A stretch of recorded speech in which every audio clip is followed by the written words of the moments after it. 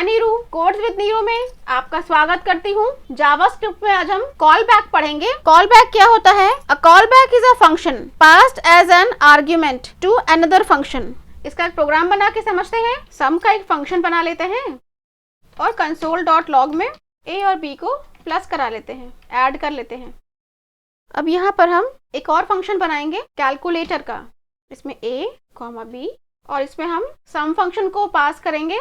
तो सम फंक्शन को यहाँ पर हमने as a callback pass किया है। कॉल बैक क्या होता है? एक वो फंक्शन जो किसी दूसरे फंक्शन में एज अ आर्ग्यूमेंट पास किया जाए। तो यहाँ पर हमने सम फंक्शन को इस वाले फंक्शन में as a callback pass किया। इसे सेव करते हैं। देखिए 3 प्रिंट हो रहा है। अब फंक्शन को हमेशा पैरेंथेसिस के साथ लिखा जाता है, लेकिन यहाँ पर हम सम को अगर पैरेंथेसिस के साथ लिखेंगे तो एरर आ जाएगी। मैं आपको लिख के दिखाती हूँ। देखिए इसलिए यहाँ पर कॉल बैक फंक्शन को कभी भी पैरेंथेसिस के साथ नहीं लिखा जाता है।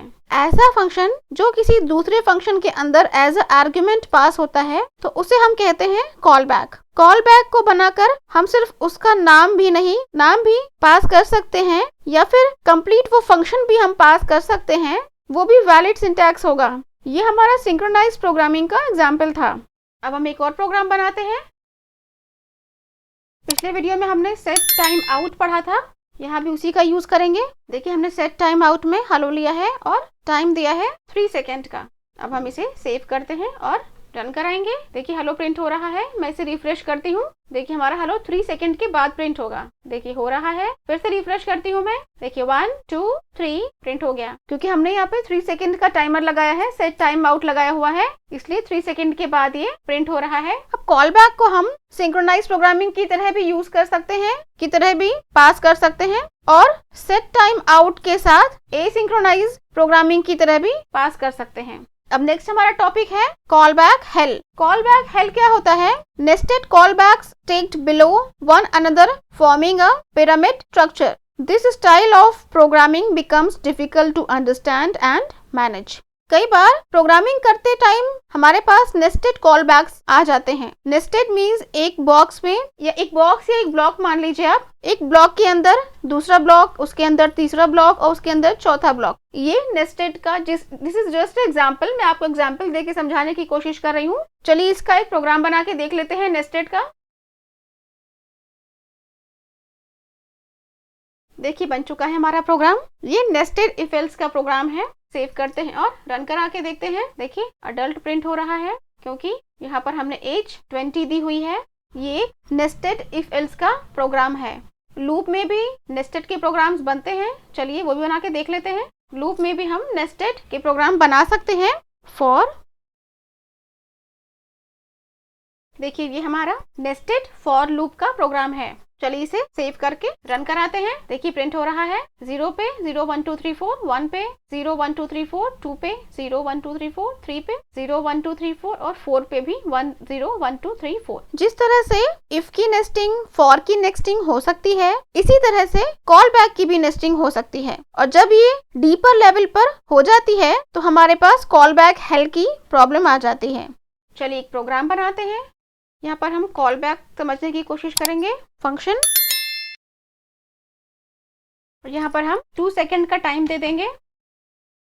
देखिए अगर हमें गेट डेटा करना हो 1 या 2 का, 3 का, 4 का, तो वो देखिए हमने बनाया है। चलिए इसे सेव करते हैं और रन कराते हैं। देखिए ये सारे के सारे एक साथ ही प्रिंट हो रहे हैं। Data 1, data 2, data 3, data 4। लेकिन हम चाहते हैं कि 2 सेकेंड के बाद डेटा 1 प्रिंट हो, उसके 2 सेकेंड के बाद डेटा 2 प्रिंट हो, और उसके भी 2 सेकेंड के बाद डेटा 3 और उसके भी 2 सेकेंड के बाद डेटा 4 प्रिंट हो। या ये हो कि हमारे पास फर्स्ट डेटा आए तभी हम सेकेंड डेटा सर्च करें, सेकेंड डेटा आए तभी हम थर्ड डेटा सर्च करें। फॉर एग्जाम्पल जैसे इंस्टाग्राम पे जब हमने यूजर आईडी दिया, अब इंस्टाग्राम उस यूजर आईडी को पहले सर्च करेगा। अगर वो यूजर आईडी करेक्ट होगी तब वो हमसे पासवर्ड लेगा और वो फिर पासवर्ड को सर्च करेगा, और अगर पासवर्ड भी करेक्ट हुआ तो फिर हम इंस्टाग्राम में एंटर कर पाएंगे।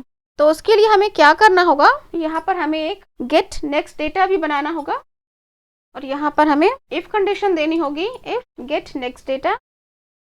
और यहाँ पर आकर के हमें ये जो हमने गेट डेटा 1 2 3 4 दिया हुआ है, इसमें हमें हर एक डेटा पे 2 सेकेंड का गैप चाहिए। तो हमें इसे एरो फंक्शन में लिखना होगा। और ठीक इसी तरह से यहाँ पर भी गैप चाहिए हमें, तो ये सारे ही हमें एरो फंक्शन में देने होंगे। देखिए प्रोग्राम हमारा बन चुका है। अब इसे हम सेव करेंगे और रन करा के देखेंगे। देखिए हमारे डेटा 2-2 सेकंड के गैप में आ रहे हैं। मैं फिर से आपको रिफ्रेश करके दिखाती हूँ।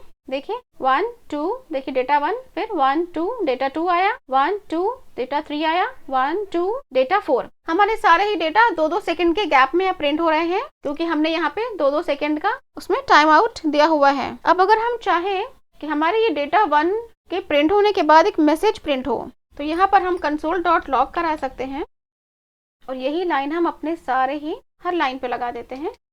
सेव करते हैं और इसे रन करा के देखते हैं। देखिए मैं इसे रिफ्रेश करती हूँ। देखिए डेटा 1 आया, गेटिंग डेटा 2, डेटा 2 प्रिंट हुआ, गेटिंग डेटा 3, डेटा 3 प्रिंट हुआ, गेटिंग डेटा 4, लास्ट में डेटा 4 भी प्रिंट हो गया। But this program is very difficult to understand, क्योंकि यहाँ हमने कॉल बैक के अंदर कॉल बैक पास किया हुआ है। This is nested call back. So call back help की प्रॉब्लम इन जावास्क्रिप्ट, और इस प्रॉब्लम को सॉल्व करने के लिए ही प्रोमिसेस का कॉन्सेप्ट आता है। ये जो कॉल बैक्स के अंदर कॉल बैक्स हम पास कर रहे हैं, ये देखिए, ये अगर ये और ज्यादा हम इसमें बनाएंगे तो ये हमने बनाया है, तभी हमें इसे अंडरस्टैंड करने में प्रॉब्लम होगी। और अगर कोई दूसरा न्यू यूजर आ जाता है कोई, और वो इसे पढ़ेगा, तो उसे भी थोड़ी सी परेशानी होगी अंडरस्टैंड करने में या मैनेज करने में। तो इसी प्रॉब्लम को कॉल बैक हेल कहा जाता है, ठीक है। और कॉल बैक हेल को सॉल्व करने के लिए ही प्रोमिसेस का कॉन्सेप्ट आया। अब हम ये सीखेंगे कि हम कॉल बैक हेल को कैसे रिजॉल्व करेंगे प्रोमिसेस के साथ, लेकिन अपने नेक्स्ट वीडियो में, ठीक है। नेक्स्ट वीडियो में हम प्रोमिसेस पढ़ेंगे। तब तक के लिए बाय।